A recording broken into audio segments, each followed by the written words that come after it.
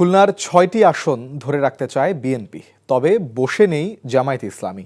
Heavyweight প্রার্থী দিয়ে তারাও চাইছে বিএনপির দুর্গে হানা দিতে।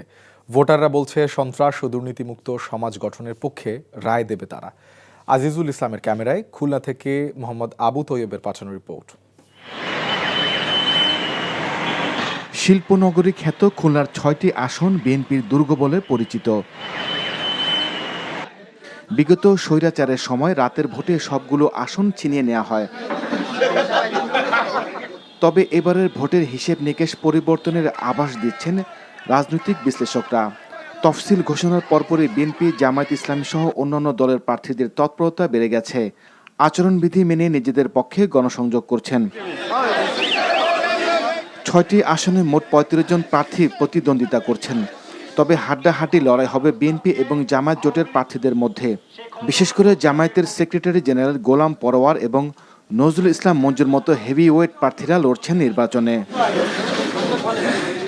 খুলনা ১ আসনে বিএনপির আমির এজাজ খান, ২ আসনে নজরুল ইসলাম মঞ্জু, ৩ আসনে রকিবুল ইসলাম বকুল, ৪ আসনে আজিজুল বারী হেলাল, ৫ আসনে আলী আসগর লবি এবং ৬ আসনে মনিরুল ইসলাম বাপ্পি।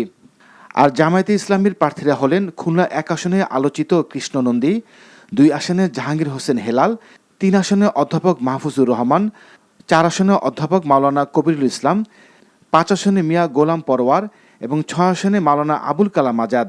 বাংলাদেশের মানুষ দীর্ঘ ৩টি নির্বাচনে ভোট দিতে পারে নাই, সেই বেদনা নিয়ে অপেক্ষা করছিল এবং এবারে জুলাই বিপ্লবের মধ্যে দিয়ে ফ্যাসিবাদ মুক্ত বাংলাদেশে একটি উৎসবমুখর পরিবেশে নির্বাচন হতে চলেছে।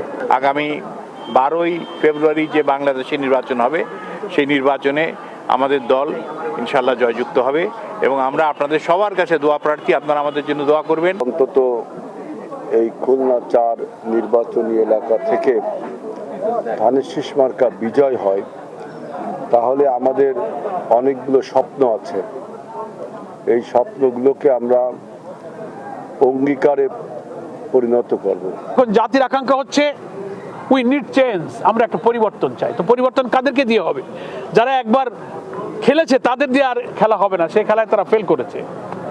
এখন পরিবর্তন আনবে ৮ দল, আমরা একসাথে সমমনা রাজনৈতিক দল অভিন্ন কর্মসূচিতে ইনসাফপূর্ণ দুর্নীতিমুক্ত বৈষম্যহীন সমাজের জন্য আমরা আন্দোলন করছিলাম।